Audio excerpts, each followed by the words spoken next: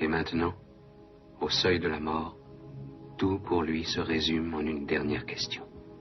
Il fait signe aux gardes. « Tu es insatiable, dit celui-ci. Que veux-tu encore ?» Et l'homme de dire, « Si, comme il est écrit, chacun s'efforce d'atteindre la loi, comment se fait-il que nul autre ne se soit présenté ici au cours de toutes ces années ?» Et puisque l'homme entend à peine, le garde lui rugit dans l'oreille, « Parce que nul autre que toi n'aurait jamais été admis, parce que nul autre n'aurait pu franchir ce portail, il n'était destiné qu'à toi. Maintenant, je vais le fermer. » Cette histoire est contée dans un roman intitulé « Le procès ». Ce qu'elle signifie, ce qu'elle semble signifier. Il n'y a ni mystère, ni énigme à résoudre. On pourrait dire que la logique de cette histoire est la logique d'un rêve ou d'un cauchemar.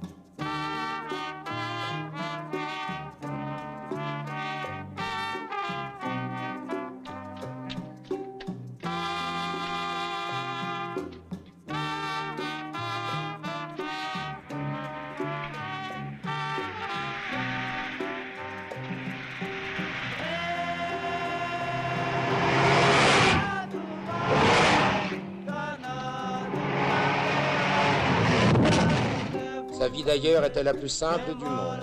Il regardait, mangeait, fumait, marchait, buvait et écoutait.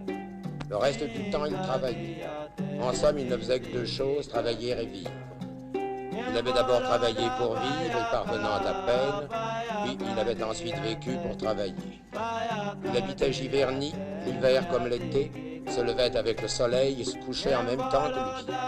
Il ne fermait ni les persiennes, ni les rideaux des fenêtres de sa chambre, mais c'étaient les premiers rayons du soleil qui le réveillaient. Sitôt levé, il mangeait une andouillette grillée, buvait un verre de vin blanc, allumait une cigarette et allait se mettre au travail.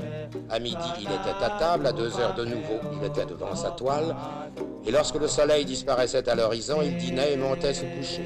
Car il le disait lui-même, quand le soleil est couché, qu'est-ce que vous voulez que je fasse ?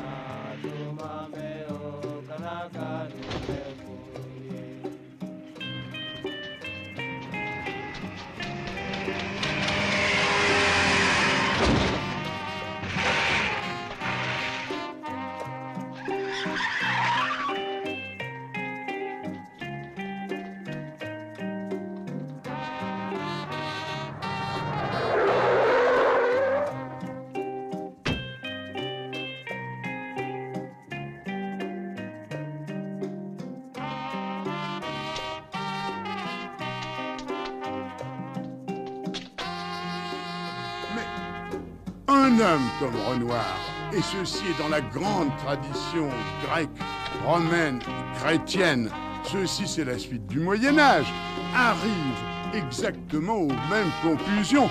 Il donne ses réponses sur les rapports de la matière et de l'esprit. Il donne ses réponses sur les rapports de l'âme et du corps. Il donne ses réponses sur la question de l'éternité.